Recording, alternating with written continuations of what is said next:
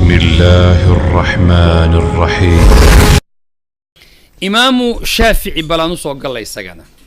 سيدي هو يدي وتربيس إمام شافعي. طيب وحكورة شيء مجالات اللي هذا غزة وفلسطين ماشي يهود أي واجد ويدين وحلو سميني هالكاس وحكورش تاريخ ده وحكورة شيء بقول إيه كنتن مركز تاريخ ده هجري وأهيد. طيب وسنة كي أبو حنيفة ودنتيوي ويسوع قارين. طيب إسوق لباس سنة جرا أيو أبيه دنتي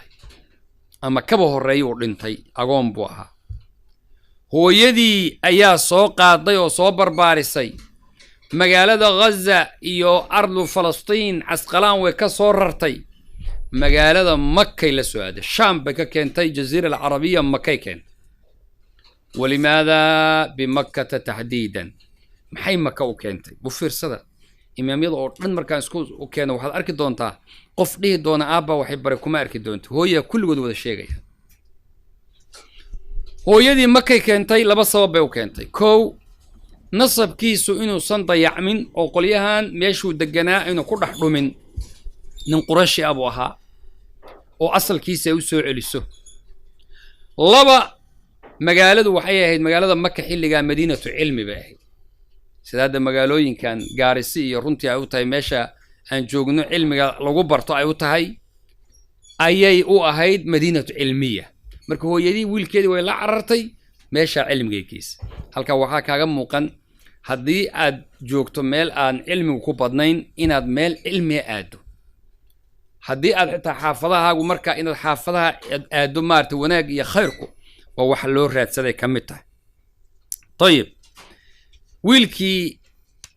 شافعي هو يدي وفقير وأرملة وأجون هو يدي عيد ككريسة مله قف وحسينا يا مله قف وحبر مله سيدو مركو وحكو برنايا معلنك القرآن كا أيا وحو يري إسكسو أكفري سنجري waxba laga ma bixin jirin macallinkana marka aad ilmaha kale wax baraya wax laga bixiyo bisha wax laga dhiyo waan iska ag fadhiisan jiray laakiin ilaahi muxuu siiyay imaam shaafici bidhakaa'in faa'iq ilaahi faham aad u sarreeyo siiyay quraanka kuwan la barayo um budusha ka xifdinaya waa iska fadhiya meesha wax alla wixii ciyaalka la bari isaga baranaya markuu macallinku kaco uu gurigiisa aado ama waxoogaa qayluusha aado ama waxoogaa soo qadaynayo isaga ciyaalka quraanka uu si aqrinaayo oo ugu celinaayo macallinkii isla markii wuxuu ku baraarugay wiilkan yar oo quraanka yaqaan ee ilmaha caawinayo ugu celcelinaya wuxuu yiri adeer waxaad samaysaa adigu lacag kaama rabe ee kabiir in noqo wala heshii wiilkii kabiir buu ka noqday dugsiga isaga ardayda ugu soo celiyay isaga macallinka ku sii sima isaga hawsha u haya gacan yare taasa lacagtiisiina looga cafiyay 7 sano isagoo joogaba xaafid buu noqday imaam shaafi 7 sano markuu marayo xaafid buu noqday طيب isagoo on 20 dadiisu gaadhina wuxuu u fadhiistay lil fatwa kursiga isaga la fadhiisiyo masaa'isha ka jawaabay waxa jiray marka arrimo cajab badnaayo imaam shaafici soo maray waxaana kamid ahaa markii uu cilmi barashada uu bilaabay hooyadii iyo isaga waxay rabtaa wali way tarbiyeynaysaa hadalla cajab badan baa dhex maray laba qiso aad u cajab badan qisada koobaad waxay ahayd hooyadii baa ku tiri waxaan rabaa hooyo inaad ballan ila gasho caahidni ala sidqi rumbaan rabaa inaad igula ballanto weligaa inaada been sheegin ballantaa meelay gelaysaa haa buu waan kula gelayaa طيب waaye ballantii waa la galay hooyadii buu la ballamay inuusan marna been sheegin hadduu ilmuhu ku barbaara been hadduu adiga been kuu sheego hooyo been u sheego aabba been u sheego macallinka been u sheego uu sheekha been u sheego kan iskuulka been u sheego see buu ku soconayaa carruurtu marka ogaada waa inaada been sheegin waa inaad runta aad sheegto imaamu shaafici waa yahay buuri hooyadii wuu kula dhaartay igu ogow hooyo ka bixi maayo ballanta maalin maalmaha ka mida waxaa dhacay isagoo oo safar la socda dee waa wiil yaroo agoon oo cidna kama korraysa safarka isagaa raacay safar isagoo la socda baa niman tuuga ah safarkii jidka u galeen waxaa la yidhi keena waxaad haysaan kulligii keena baa waa laga wada ururiyey laakiin nimankii waa weynaa nin waliba xeel buu sameeyey waxba ma wataba bay yidhahdeen wixiina way qarsadeen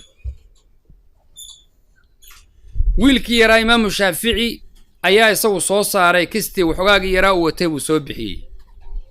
wuxuu yidhi aniga intaanan wataa lacagtaanaan sitaa wuxuu ku yidhi ninkii ciidanka tuugta watay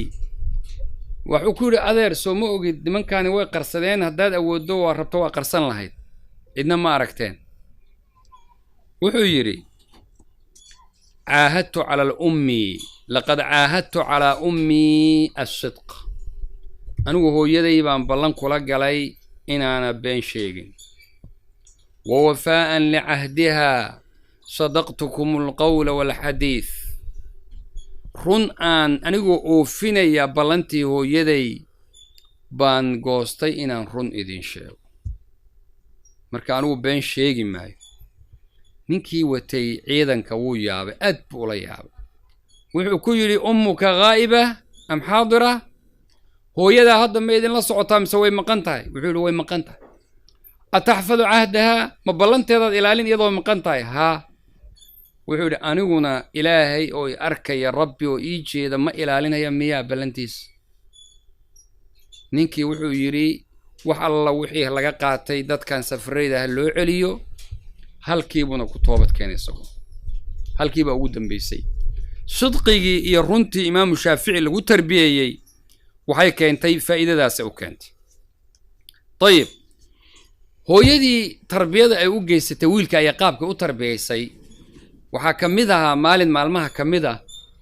imaamu shaafici oo yar oo dhowr iyo 10 jir ah waxay u dirtay magaalada madiina maki iyo madiina intay isu jiraan dadka xujaajta aba arkay oo xajkay tagee waa 500 oo kiiloomitir waa baabuurku isagoo heywayga waddada saaran ma aha waddooyinkan oo kale wadda uusan istaagaynin socda 5 saacadood baa loo socdaa taqriiban ama 6 halkaas uu soo lugeynay waxay tiri orod bax waxaad u tagtaa imaamu maalik oo madiina jooga cilmiga ka soo baro waayahay buu u aaday markii fasaxii la gaadho xirtii ardayda la soo fasaxay ayuu yidhi hooyaday oo maka joogtaan soo salaamaya wuu u yimid hooyadii albaabku ku soo gargaraacay waxay tiri man waa kuma wuxuu yidhi waa maxamed binu idriis وبماذا جئت به محاد كنت لوضاه جئت بالعلم والأدب علمي يا آداب صوبرت غايتي لست الشافعي شافعي متي مربى هداد تعلمت بالعلم والأدب أصاور هذا متي شافعي أرض نقه ويعلسي مكو كلابت مدينة تغي وعود تغي إمام دار الهجرة إمام مالك وعكوله هو يدي ويسو علسي محاد سميسي سداسي ويديسي محاد وضا وحان كويري جئت بالعلم والأدب وقص لي بالي الوحوري واي كسحنت هاي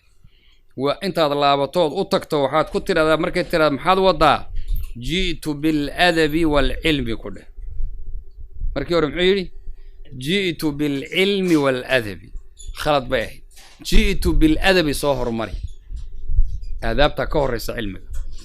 ويدا سيدا كله وحاتر هذا آداب علم بان وضا هويو مركاسة يتيري مركو الباب كسيدا يري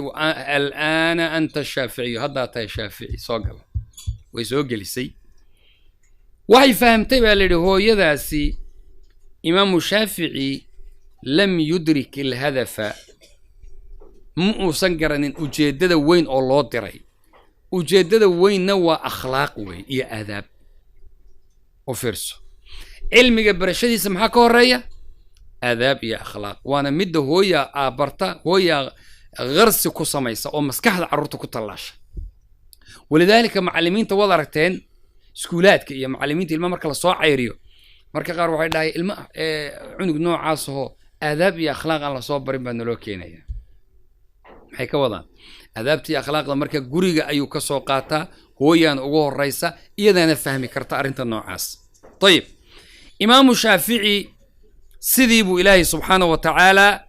yuu ku keenay kadib baa wuxuu odhan jiray waagii dambe tacallamtu min maalikin aladaba adcaafa maa tacallamtu alcilm imaamu maalik waxaan ka bartay aadaab tiro badan oo intaas oo jeer ka badan cilmigaan ka bartay aadaabtaa ka badnayd walidaalika imaamu shaafici axmed binu xambal oo arday u ahaa uu ka yaraa 14 sano yuu ka weynaa shaafici baa ka weynaa hada maca daalika cilmi buu ka bartay baa wuxuu oran jiray imaamu shaafici ka shamsi lidunyaa wa kal caafiyati lilbadan adduunkan sida qorraxdu ay u ifiso ayuu cilmigiisu dadka maanta u ifiyaa uu u yahay oo lagu reereeyaa طيب imaamu isxaaq ibnu raahaweyho isaguna wuxuu yidhi arraxaala ما أنا أربور ما ظننت أن الله خلق مثل هذا والله لم ترى عيناي مثله والله إنني إن رهي ولي كانوا كرا أربور من أمبلين إن كانوا كلين أدون كلو أبوري إمام الشافعي